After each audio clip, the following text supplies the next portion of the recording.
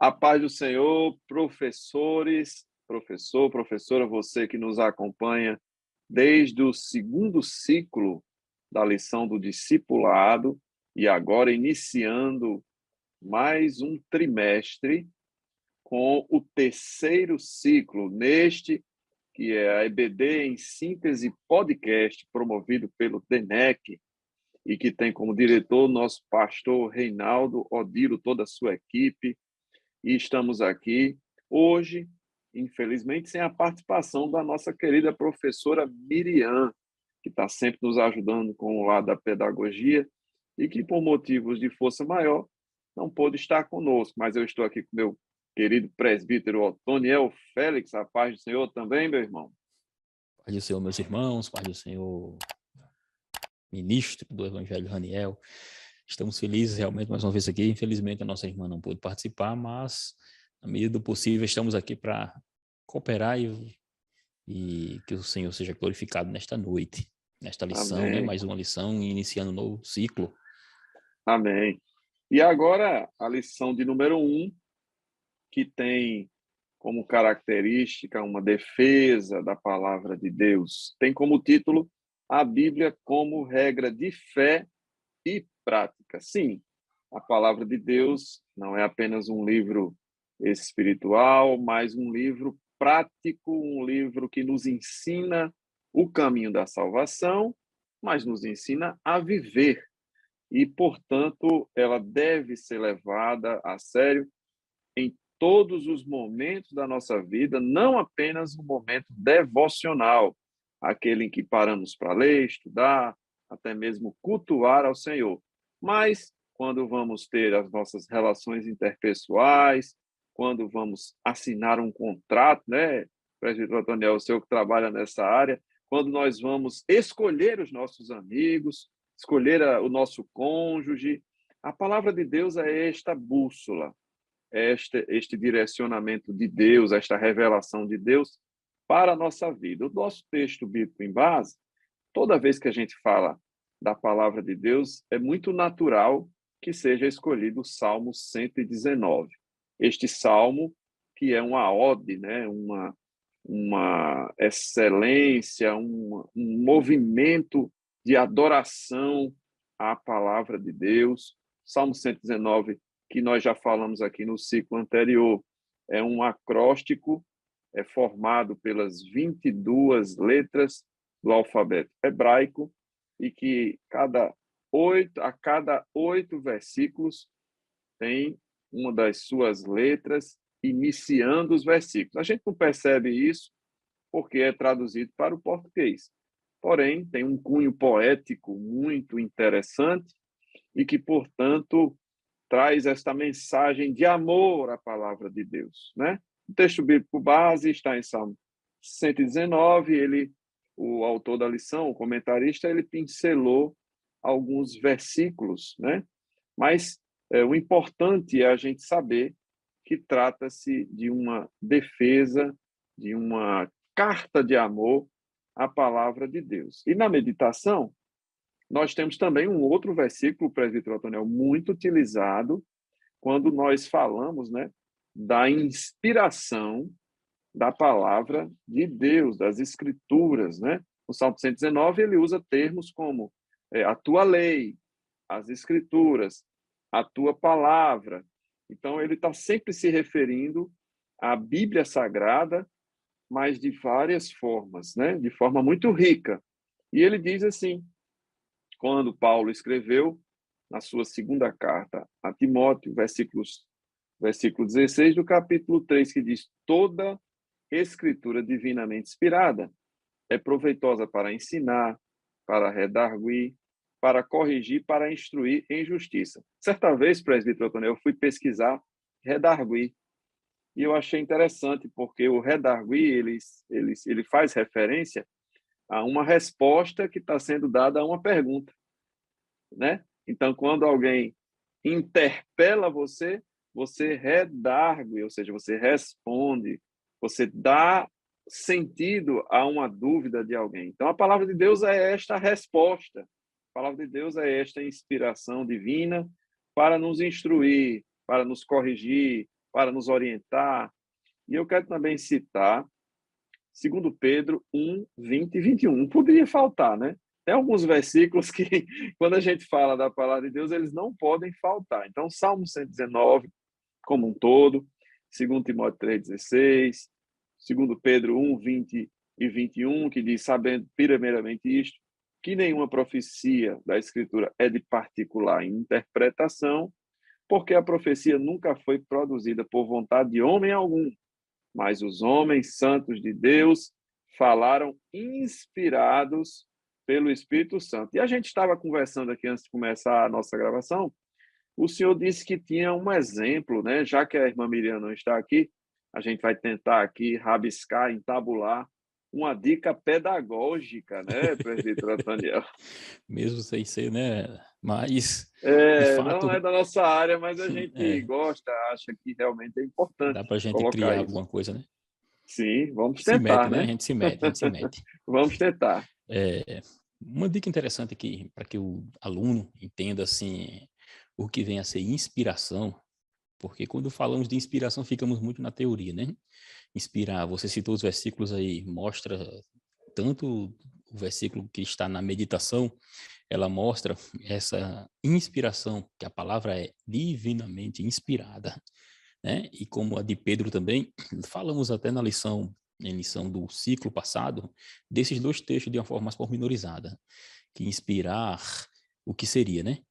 E para que o aluno viesse compreender assim de uma forma prática, o professor seria interessante dele pegar folhas de papel A4 ou qualquer outro papel que tiver em sua mão, ele entrega para cada aluno e quando ele entregar essas folhas para cada aluno, vai entregar consequentemente também um lapisinho, né? Uma caneta, um lápis, e ele vai sugerir uma cena para ele. Ele pode citar, por exemplo, ele pode dizer para cada aluno, olha, imagina só que você está em oração, são 3 horas da manhã, você é um homem de oração, ora na madrugada, às 3 horas da manhã, e nesta oração, o Senhor Jesus apareceu para você. Quando o Senhor Jesus apareceu para você, ele vai e diz assim, conheço tuas obras, sei das suas dificuldades, não temas, porque as portas estão abertas. Coloque isto no papel. Cada aluno que for colocar, você vai observar que eles vão colocar, e cada um vai colocar de uma forma diferente. A mesma mensagem ficará diferente pelo fato de cada um ter uma forma de passar, ter uma forma de escrita, ter uma cultura diferente um do outro. Então, uns vão ser mais concisos, outros serão mais específicos. Alguns citarão até o momento da oração, a hora. Outros dirão apenas que o Senhor apareceu e falou com eles. Ou seja, É de certa forma, ilustra. interessante que o senhor citou, com as suas palavras, Apocalipse 3 e 8, né? É, Mas o interessante não é necessariamente, né, presbítero Nancial, citar o versículo, isso. né? Você Não. pode fazer uma colocação informal, Uhum, né? Eu acho até que o aluno poderia fechar os olhos e se imaginar isso. mesmo naquele momento de oração e depois colocar no papel. Mas continue, diga aí. Isso, justamente. Porque quando ele for colocar no papel, ele vai se imaginar como um discípulo do Novo Testamento, recebendo a mensagem de Deus, orando, e como seria uma experiência na transmissão da mensagem. É isso que seria interessante. Com esse exemplo, o aluno vai entender o que seria inspiração. Ele vai receber a mensagem, mas ele vai utilizar suas faculdades mentais, sua própria inteligência, sua forma de escrever, a sua forma de escrita, seu vocabulário, não vai mudar nada. Da mesma forma foi com os A gente que é discípulos. professor, a gente costuma usar assim, a sua cosmovisão vai ser É, colocada no papel, né? Aquelas isso, suas experiências, a forma que você foi criado, a muito forma de bem. escrever, de usar as Isso. palavras, né? Tanto é que hoje, quem estuda as questões de manuscritologia do Novo Testamento, quem estuda essas questões da Bíblia Sagrada, eles conseguem compreender quando é, por exemplo, o apóstolo Paulo que escreveu. Por que não atribui em Hebreus a Paulo? Porque os especialistas na língua, eles dizem Eu que já ia o falar sobre estilo... isso. Quando você falou, eu digo, meu Ah, rapaz, Deus, eu queria tanto saber quem foi o escritor aos Hebreus, né? É uma das alguns coisas que eu dizem, vou perguntar a Jesus quando chegar lá. só lá a gente vai saber mesmo, Só mas lá. algumas pessoas, alguns estudiosos dizem que não foi o apóstolo Paulo, por quê? Porque o estilo na escrita de Hebreus não é na tradução que temos, Mas no grego lá, o estilo é diferente das outras formas de escrita do apóstolo Paulo. A forma de escrever. Se você escrever algo, você tem uma forma de passar aquela mensagem. Você tem uma forma didática e você tem uma forma até mesmo gramatical de se iniciar mensagens. Cada pessoa tem uma forma. O tanto de palavras que faz parte do seu universo, né? Isso, exato. Então, você nota claramente que essa dica pedagógica serve porque vai dar um exemplo com os 4 evangelhos. Se você observar os 4 evangelhos, principalmente os sinóticos, né, os 3 primeiros semelhantes, eles Mateus, Marcos e trazem Lucas. Marcos e Lucas, eles trazem uma mesma mensagem, só que de uma visão diferente de cada autor. Tanto é que Apesar de se passar na mesma localidade, né, que isso, é mais voltado ali para a região da muito bem, Galileia, né, justamente, diferente de João, mesmo assim são estilos, isso, finalidades diferentes, né? diferente. Isso fica muito claro quando a gente lê. Você lê as genealogias que Lucas escreve e a genealogia que Mateus escreve, elas estão diferentes. Ou seja, a proposta de cada um, a mensagem, a inspiração para escrever daquela forma foi diversificada. Entendeu? Quando Mateus Perfeitamente. vai citar. Mateus estava com a mente voltada para os judeus, né? Justamente. E Lucas escreveu a Teófilo, que não se sabe exatamente quem Gentio. era. Ou seja, Isso. a visão, as visões. Tanto é que quando você lê o Evangelho segundo Lucas e o Evangelho segundo Mateus, nos paralelos de Mateus, que é 24, e Lucas seria 21, quando em Mateus Jesus cita sobre a abominação da desolação de que falou o profeta Daniel, estiver no lugar santo, que lhe entenda, né? Se você observar, Lucas não vai citar da forma que Mateus cita esse texto. Ele não vai dizer assim, a abominação da desolação que falou Daniel, não, vai dizer apenas que haverá uma abominação, a desolação. Ele vai falar de forma semelhante, mas não vai citar o profeta Daniel. Ele não vai citar. Por quê? Porque o mensageiro e a pessoa que está ouvindo são pessoas diversas. Já o judeu não. O judeu estava familiarizado com o Daniel, o profeta. Por isso que Mateus cita muitas coisas do Antigo Testamento, porque ele quer fazer relação do Messias justamente com a visão judaica, né, que tinha. A sua Aí por isso que seria finalidade interessante, para a defesa da fé cristã em isso. Cristo Jesus para o judeu era muito clara, muito forte, e influenciou o texto. Isso, com certeza. Ele queria demonstrar isso. Por isso que você vê as abordagens. Da mesma forma, o aluno, quando pegar o papelzinho e for escrever a experiência que você, professor, está propondo, depois você vai ler cada uma na frente de cada um, vocês vão ver que é diferente a forma de cada um passar a mensagem. Ou seja, de certa forma, a inspiração veio da forma que você manda eles escreverem. Mas vocês não disseram, escreva assim, coloca uma vírgula acolá, coloca um acento ali, não. Vocês apenas narraram como se fosse uma experiência e eles passaram para o papel as suas experiências. Inspirar é isso, é receber do Espírito, no caso, os discípulos, o que seria ministrado. E Perfeito. assim a gente concluía E essa questão pedagógica. é uma experiência que gasta seus 5 minutos, não vai atrapalhar em nada a aula, vai Não, enriquecer, vai trazer esse sentimento de que é possível sim falar do mesmo assunto de formas diferentes, isso, distintas, né? Eu justamente. gostei, eu acho que o senhor leva muito jeito para ser um pedagogo. Muito bem, meus queridos. É uma bênção a gente poder contar com isso. E a gente vai seguir aqui para a nossa lição e falando sobre isso, né? O mundo não tem a mesma visão que nós. E é importante nesta interação, talvez numa aula de discipulado, tem alguém recém-chegado, é importante permitir que o aluno se expresse e que dê a sua visão a respeito da palavra de Deus. O que a palavra de Deus representa para ele ou para ela, né? E o professor precisa respeitar as experiências vividas até então e, aos poucos, ir construindo a verdadeira visão que foi inspirada pelo Espírito Santo de Deus e que precisa ser passada sem que o aluno seja confrontado, né? Desrespeitado. Isso é muito importante para você, professor, que tem uma classe do discipulado e que ainda tem pessoas que carregam raízes em outras religiões, né? Para que não haja choques desnecessários, porque senão a porta vai se fechar, né, presbítero Daniel? os ouvidos não ficarão tão atentos assim. E partindo justamente do que você fala, do tema da própria lição, né? A Bíblia como regra de fé e prática. Os seus ensinamentos, eles são praticados por nós. Então, de certa forma, em algum momento vai ter choque, porque vai ter um confronto. O confronto com a minha forma de pensar, a minha forma de agir. Agora, só que nós devemos saber como levar, né? Conduzir. Muito Essa bem. questão. Eu queria citar aqui, por exemplo, que, como todas as lições bíblicas, mesmo as que não são do discipulado, nós temos estrategicamente, pelo menos uma vez no ano, ao longo dos 4 ciclos do ano, pelo menos uma vez colocadas lições com cunho apologético, né?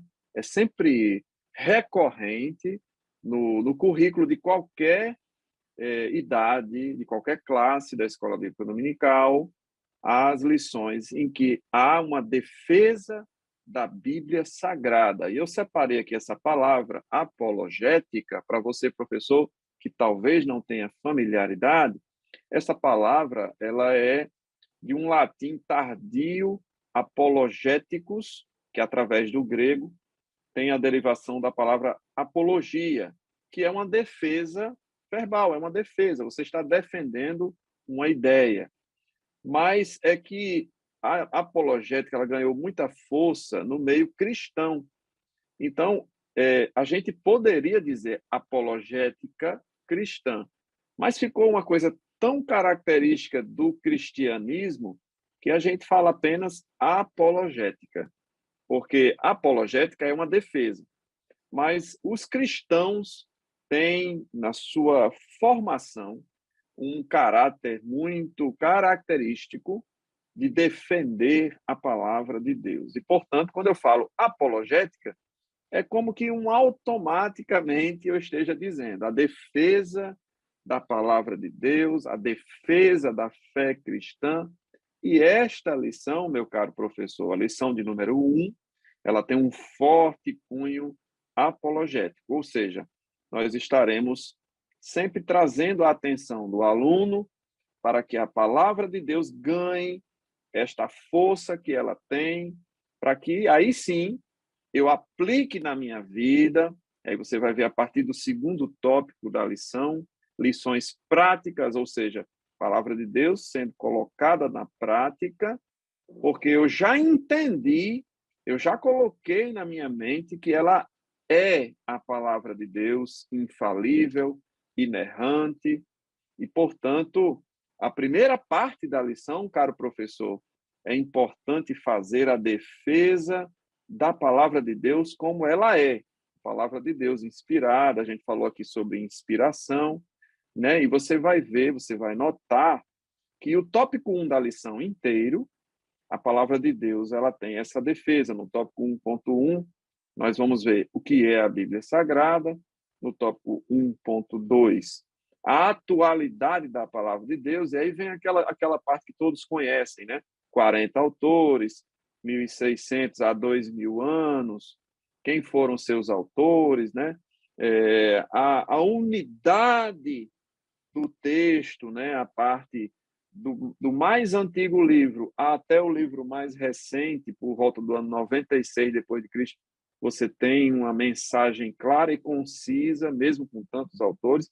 E o tópico 1.3, que a Bíblia é sim um livro confiável, né? Inspirado por Deus. E aí, quando a gente segue adiante, a gente já com a certeza de que ela é a palavra de Deus, a gente começa a aplicar os seus conceitos, né, presbítero Daniel? Justamente.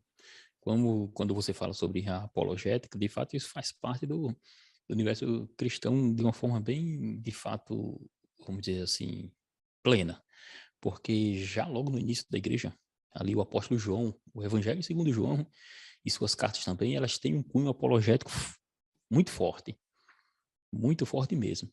Porque no período que João, como último apóstolo, né, a igreja, os apóstolos todos já tinham ido para a glória, e João, como o último apóstolo, teve diante de uma ideia que começou a surgir, uma filosofia chamada de gnósticas, os gnosticismos, né? Na verdade, gnosticismo vem da palavra, na verdade, é uma palavra grega que significa conhecer, conhecedor, sábio, porque eles afirmavam que conhecer a Deus seria através do próprio saber, da sabedoria.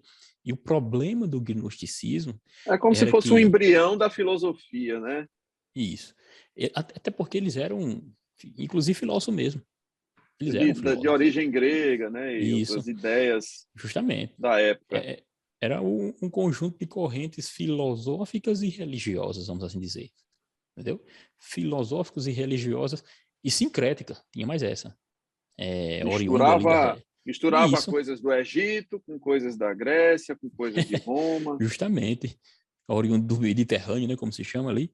Aí o que? No início do primeiro século ali, qual foi o problema do gnosticismo? E atrapalhou muito a igreja. Era que uma das afirmações, uma das afirmações deles estava relacionada justamente à questão do universo material, chamado cosmos, né? Foi uma criação lá, eles chamavam de emanação imperfeita de Deus, o Supremo, que eles chamavam de demiurgo. Olha só, no final das contas, eles negavam, se a matéria era má, eles negavam Jesus humano, encarnado, o verbo feito carne. Por isso que João, ele Que é inicia logo defendido dizendo, muito fortemente exatamente, seu evangelho, né? Capítulo justamente, 1. ele estava combatendo de uma forma precisa essa ideia Clara, errada de Cristo. objetiva, né? Porque Fazendo negar apologética da palavra de Deus isso, já durante a sua escrita, né? por isso que ele diz, olha, no princípio, ele era o verbo era estar com Deus, o verbo era Deus, se fez carne, habitou entre nós, vimos a sua glória. Ou seja, ele vai defendendo a sua forma de ver, até porque ele viveu com o próprio Cristo, é isso? Viveu com Cristo. Então, ele praticava as escrituras sagradas, porque era a sua regra. Ele não poderia sair daquela visão. Você falou a respeito da formação. Interessante que nessa formação, um exemplo básico aqui, nós temos o próprio livro de Salmos, o 119, que você citou logo no início. E essa formação da Bíblia, o livro de Salmos, ele vai estar dentro de esse Salmo 119, ele vai estar dentro de um conjunto, de uma divisão que eles faziam, de 5 livros, eles chamavam. 5 livros os salmos eram divididos em 5 partes, né? 5 livros. O Salmo 119, ele estava ali justamente no livro 5, que vai do 107 ao 150. E é interessante que os salmos, eles tinham umas características. Eles eram divididos, eles tinham uma divisão, chamavam de cânticos de aleluia, cânticos de ações de graças, cântico dos degraus. Essas eram as divisões para cada salmos. O livro no caso, o 150, ele está dentro dos chamados cânticos da criação. São reconhecendo a obra de Deus sobre a criação. E por que eu estou falando sobre isso aqui? Porque logo no início, como nós temos aqui o livro de Salmos, ele está falando da prática. O livro de Salmos era um livro muito prático, porque muitas das passagens que ali estão, foram de fato a prática e a vivência do povo hebreu, desde a saída do Egito até o estabelecimento da Terra Prometida e até mesmo após, como os Salmos de Davi, quando ele conta suas vitórias sobre os reinos inimigos. Por isso que os Salmos O eram fato de a estar num harpa formato cristã deles. poético, né? O fato de Isso. estar num formato poético não tira a praticidade, a Não, importância, e tanto é que Jesus Cristo citava abundantemente o livro de Salmos, justamente. né? Até porque profetizava sobre ele mesmo, né? Isso. E ele é muito prático, porque o próprio livro, Salmos, né? A palavra Salmos, o hebraico ali é Tehillim, seria louvores. Aí quando traduz ali para, no caso a nossa língua aqui, o que é Salmos, que vem já do grego, significa música. E na Bíblia de Estudo Pentecostal já diz que seria uma músicas para tocar com instrumento de cordas.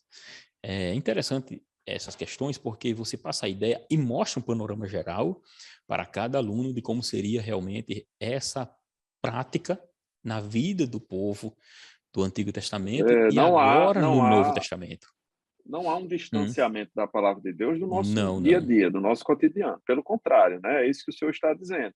Eu vivi uma experiência, só contar aqui, fazer um pequeno parênteses, de alguns anos atrás, eu passei por um momento de dificuldade, presbítero Otoniel, eu estava lendo a palavra de Deus, tomando café, eu gosto muito de café, e eu chorava por uma luta que eu estava vivendo, e caiu uma lágrima dentro da minha xícara de café. E na hora que isso aconteceu, caiu uma lágrima dentro da xícara de café, eu li Salmo 102, versículo 9, que diz assim: pois tenho comido cinza como pão e misturado com lágrimas a minha bebida. Já Rapaz, pensou? Que foi experiência prático forte. mesmo aí. Foi. Então, aquilo me assustou. Eu tomei um susto com aquilo. Eu parei E de você chorar não, na hora. e você não sabia nem que estava aquele texto Não, ali. não, eu estava lendo assim para o Senhor me consolar e eu vi assim, rapaz, eu choro, eu passo por angústia, caiu uma lágrima na bebida. Aconteceu isso com aquele salmista milênios atrás. Então veja que livro maravilhoso, que praticidade, que vivência do dia a dia e que pode ser aplicado na nossa vida, assim como está no Salmo 119, versículo 105. Lâmpada para os meus Para os pés é meus a tua palavra pés, e luz para luz o para os meu meus caminhos. caminho. É ela quem nos Você, ilumina, né? você vê os salmos, por exemplo, lá conta a história do próprio Davi quando foi perseguido pelo seu próprio filho, aquele problema do próprio filho dele, Absalão, né? Absalão. Você vê as histórias dos reis de Israel nos próprios salmos. Por exemplo, o Salmo 20 e o 21, o 20 era um cântico antes das guerras, o 21 era um cântico após a vitória. Então você veja que como eles interligavam as coisas. O Salmo 90, atribuído a Moisés, né? Escrito por Moisés, ele conta justamente é, é, depois de todos os problemas que ele passou, Moisés, ele no Salmo 90, ali, cerca de 1.400 anos antes de Cristo, ele canta este salmo. E é interessante porque sempre ele está ligado a uma história da própria pessoa, porque ele é muito prático e ele se E torna, de fato, tem alguns que louvores. são momentos da história. Eu estava lendo o Salmo 46, e um dia desse eu me espantei, porque é algo que a lição fala, caro professor. A palavra de Deus, ela só pode ser interpretada com a ação do Espírito Santo de Deus. Ele é um livro de fé e prática. Precisa haver a ação do Espírito Santo. Então, eu estava lendo Salmo 46 e vi que ele tem 3 momentos na história. O momento em que estamos vivendo, o momento em que somos arrebatados e estamos nas bodas do Cordeiro, e o momento pós, em que ele volta para acabar as guerras, né? Ele faz cessar as guerras. Então, eu fiquei abismado, porque eu percebi toda a história humana em apenas 11 versículos.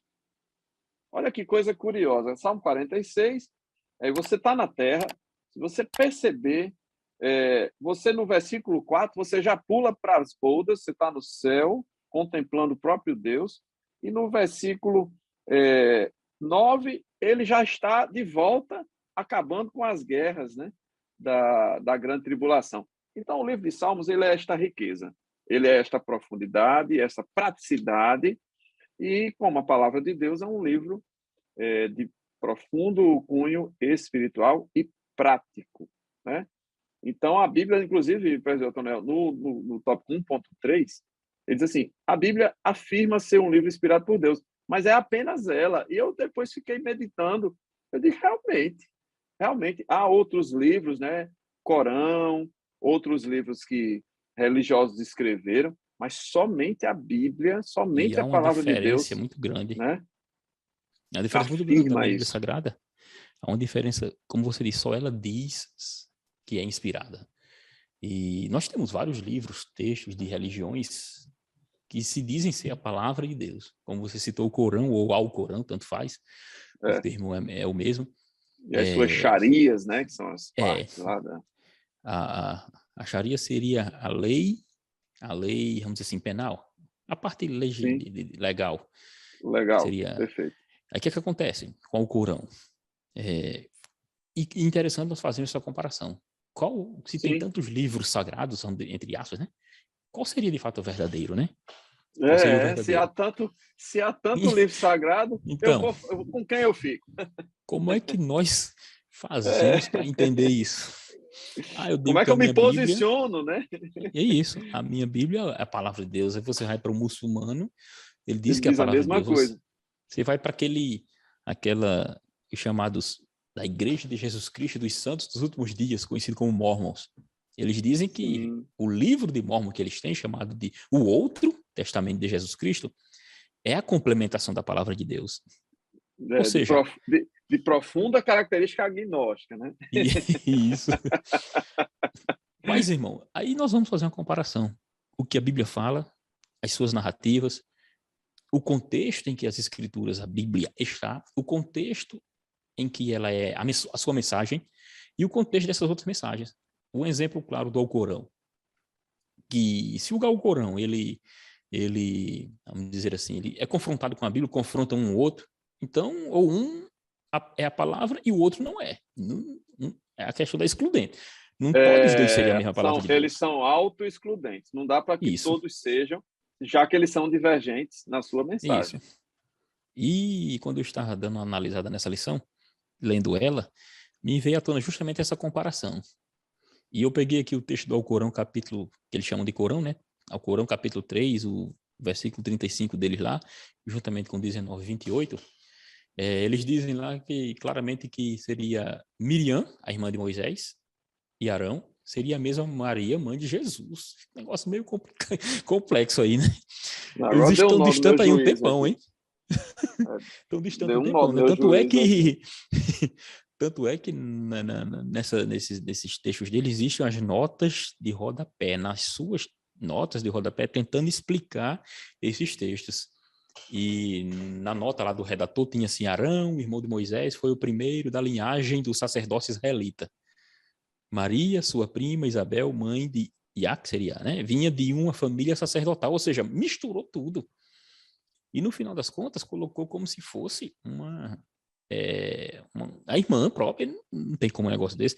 Ou seja, o Alcorão, só para concluir aqui, o Alcorão não afirma que Jesus seria filho de Deus, nem seria Deus, porque, segundo está escrito lá, como Deus poderia ter um filho? Eles, na ideia deles, a questão da filiação teria que ter um relacionamento carnal aí. Deus não poderia ter filhos, como no caso conhecemos Jesus como filho de Deus.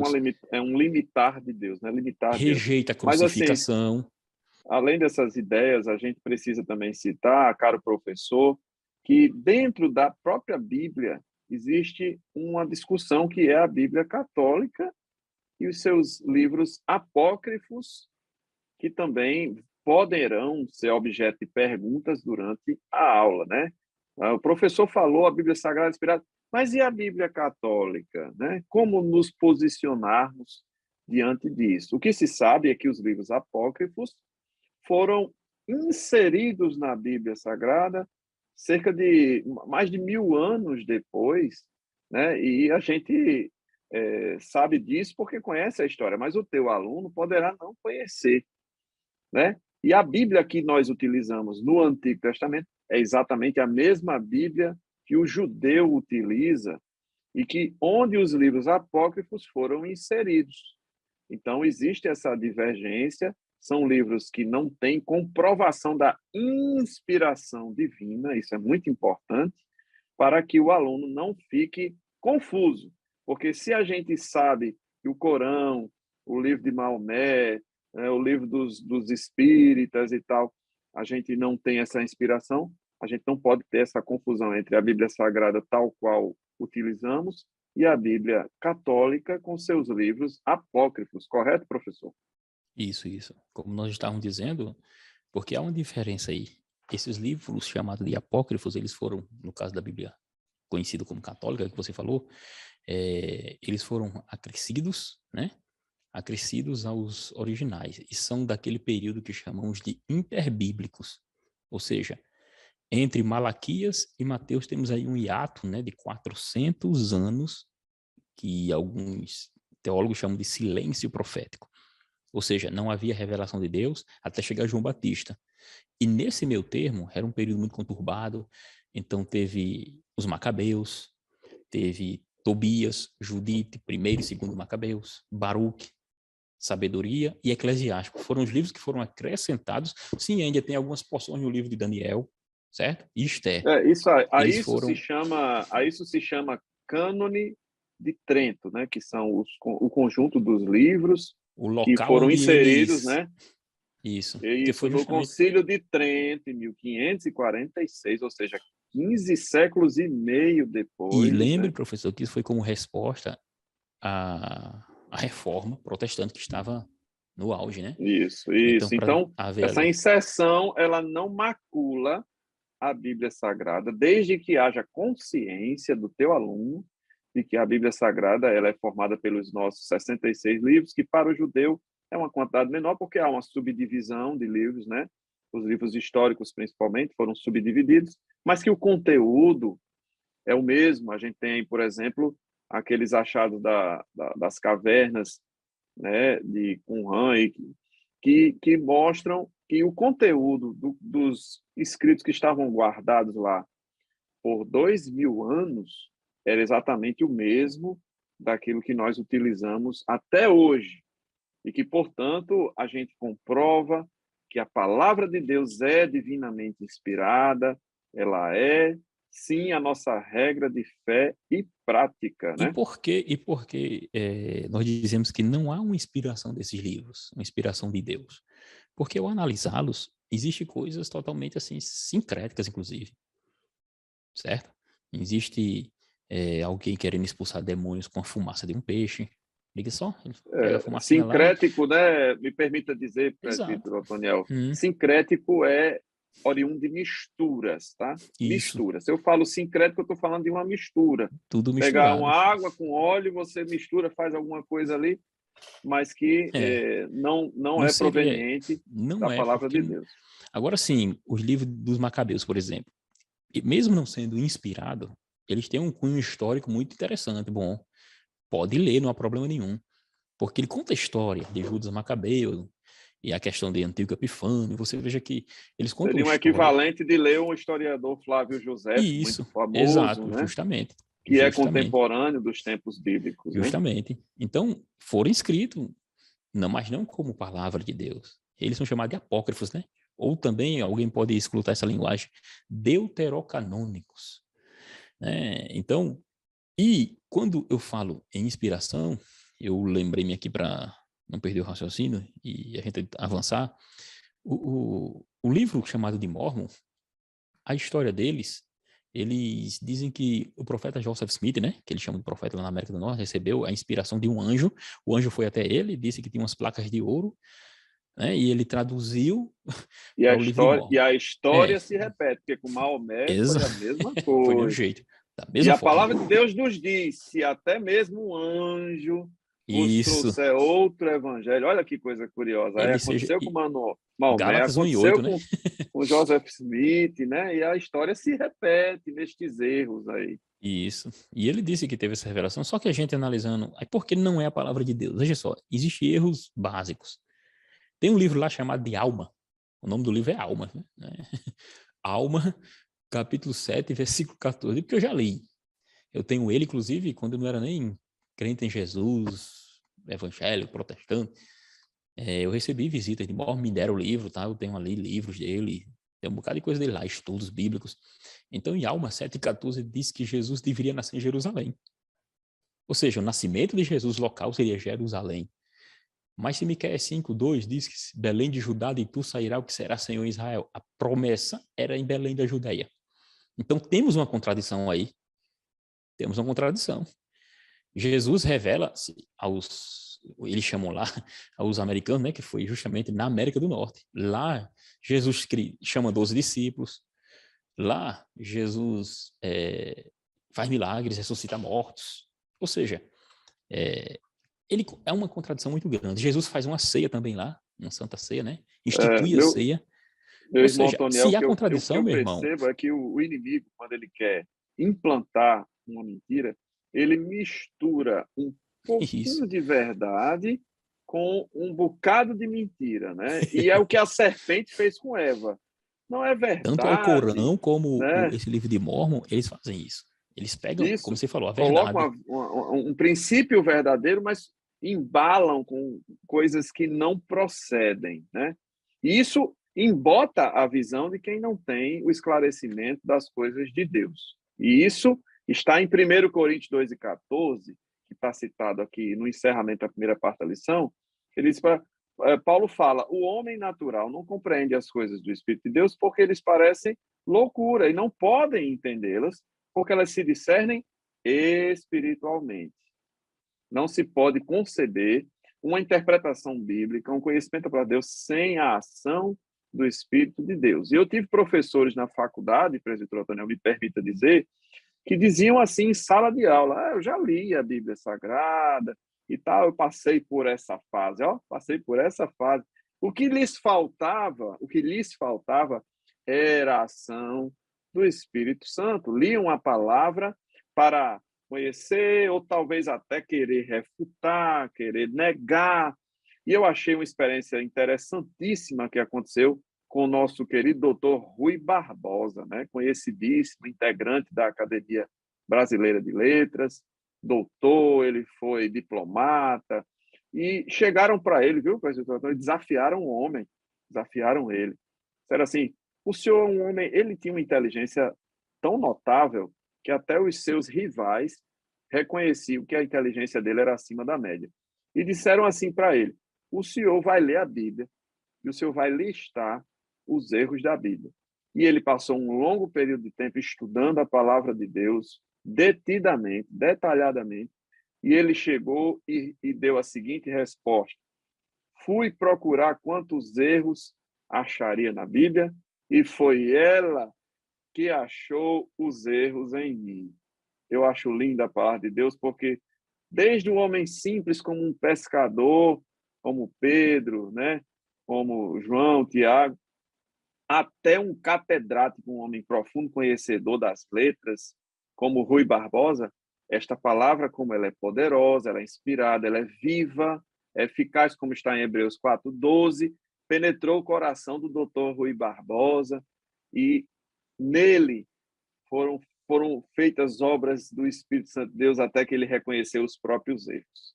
E assim é a palavra de Deus. Ele, inclusive, diz o seguinte, só me permitam fazer mais uma citação dele. Ele diz o seguinte a respeito da Bíblia: se eu coloco a Bíblia abaixo de todos os livros, ela é que mantém todos eles. Se eu coloco ela no meio dos livros, ela é o coração destes livros. E se eu coloco ela em cima dos outros livros, ela é a cabeça e a autoridade de todos os livros da minha biblioteca. Que coisa linda, né? É muito linda a palavra de Deus. A palavra de Deus é fantástica porque ela é viva.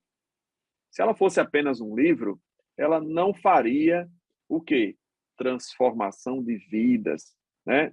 E aí a gente tem aqui a segunda parte da lição, a Bíblia como nossa vida, ela orienta a nossa vida espiritual, ela é uma bússola, ela é um guia. E ela não seria, presbítero Antoniel, a palavra de Deus se ela não transformasse vidas. E tem uma outra frase muito conhecida de um sociólogo americano, A.T. Pierson.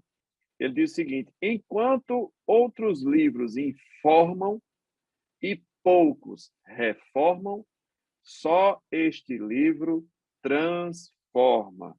Não é verdade? É como diz Billy Graham, que aí está citado na lição, né, um grande evangelista norte-americano, pastor batista. Ele diz: a Bíblia é confirmada pelo seu poder de transformar vidas. Por que ela é a palavra de Deus, presbítero Daniel? Porque ela transforma. Ela nem faz reforma, nem troca reboco, nem bota pintura. Ela transforma, não é verdade? Então, ela como a nossa lição também traz um tópico, diz, a Bíblia então é confiável. Então, ela é confiável. Perfeitamente, Se perfeitamente. ela, se ela é confiável, o que está escrito nela, os seus eventos foram verdadeiros. Apesar de ter sido muito atacada, e ainda é, né? Um dos livros são mais atacados no mundo é a Bíblia Sagrada, Não tenha por dúvida. ateus, céticos, ateus, Não é a tenha mesma dúvida. coisa, né? E por isso Agnósticos. mesmo a EBD, a nossa EBD, ela se preocupa em sempre estar renovando o seu currículo e trazendo conteúdos apologéticos, né? Isso. E interessante que, e justamente as descobertas, vamos assim dizer, as descobertas da história, arqueologia, ciências, essas ciências, eles vão, de certa forma, confirmando a Bíblia Sagrada. Confirmando. Porque, imagina só, em um período, na época que é atribuído a Moisés o livro de Jó, né? Em um período em que as pessoas das regiões ali, né, afirmavam que a terra estava suspensa, não, em hipótese nenhuma. A Terra, o planeta que vivemos, ela era, alguns diziam que havia um elefante a carregava ela nas costas, outros diziam que ela estava segurada com cordas, ou seja, havia toda uma mitologia com relação a essa questão. Mas Jó, lá no caso, vai citar de uma forma bem clara, e ele é interessante que ele vai ser cientificamente exato. É assim? Jó Mesmo 20, sendo considerado o livro mais antigo, isso, cronologicamente falando, da Bíblia, é no, um dos que tem maior isso, profundidade científica, não é? interessante, né? Isso. Ele vai Ele dizer nos... fala da Ursa Maior, que é uma constelação. Então, e Que no coisa capítulo profunda, né? 26, e o versículo 7, ele com certeza ele não entendia muito bem o que estava citando, mas ele cita, né? Você veja a Aí vem inspiração a de fato inspiração de divina. Deus em mostrar É, para ele, é uma coisa onde divina, ele porque diz não tinha assim, como saber. Não tinha a terra, telescópio, como é que ele ia saber é, disso? então, que a terra estava suspensa sobre o nada e sobre o vazio, o norte se estende ao vazio. Rapaz, uma revelação exata do que temos hoje. Exata. 40:22 de Isaías. A terra, como temos hoje, é redondinha. Isaías diz que o Senhor assenta-se sobre a cúpula, ou círculo, ou abóbora da terra, ou seja, domo, ou seja, para demonstrar que a terra ela tem um formato diferente. Com isso, irmão, você veja que nós observamos que, cientificamente até, ela seria exata. Por exemplo, impõe limites nos mares, a vida está no sangue, capítulo 17 de Levíticos, a doença pode ser espalhada por contato físico, ou seja, tudo isso eram instruções que estavam nas escrituras sagradas, na Bíblia. E essas Sabedoria instruções, divina na lei de sabedoria Moisés divina. Então, né, e nas as práticas leis cotidianas de um dietéticas, né? povo, isso, né, de saúde pública, né, Uhum. leis profundas que até hoje são base para o mundo jurídico, que nasceram pela orientação de Deus, né, pela orientação de Deus através do seu servo Moisés.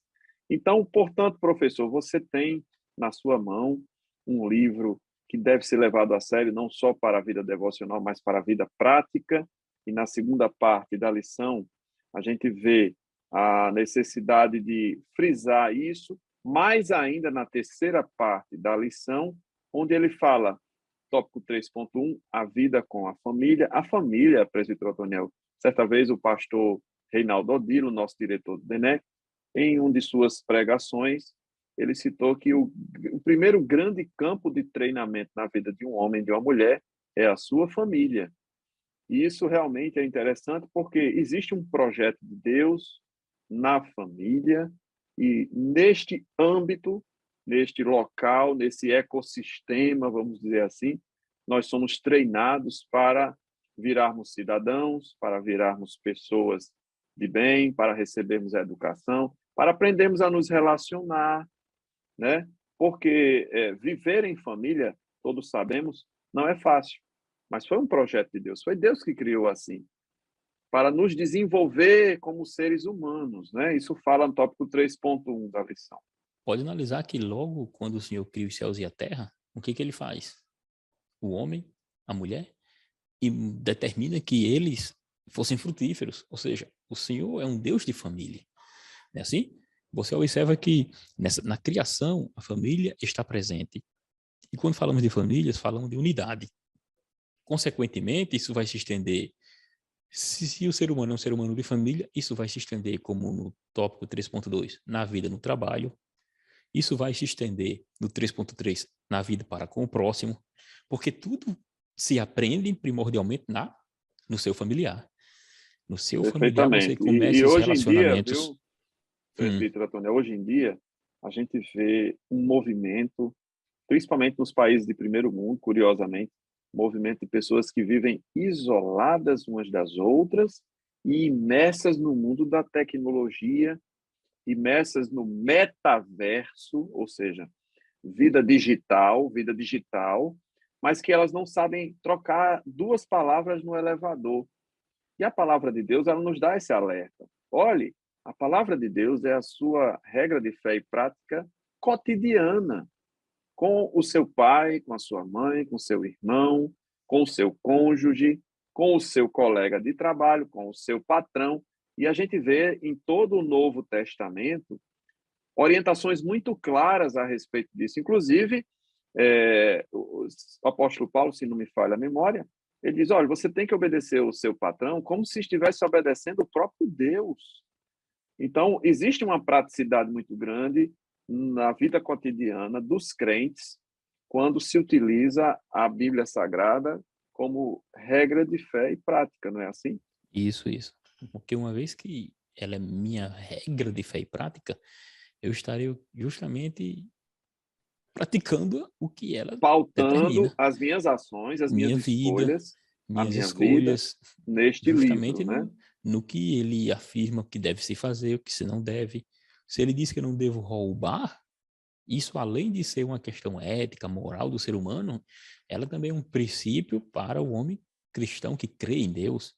E você observe que quando falamos de família, só a Bíblia veio trazer de fato a conotação de unidade em família, porque como era a família nos tempos antigos e como é a família nos dias de hoje. Vou dar um exemplo aqui bem geral. Na época romana, por exemplo, tanto é que o termo matrimônio, né, vem justamente do casamento, a mulher vinha para casa do rapaz e ao chegar, ela era o patrimônio dele.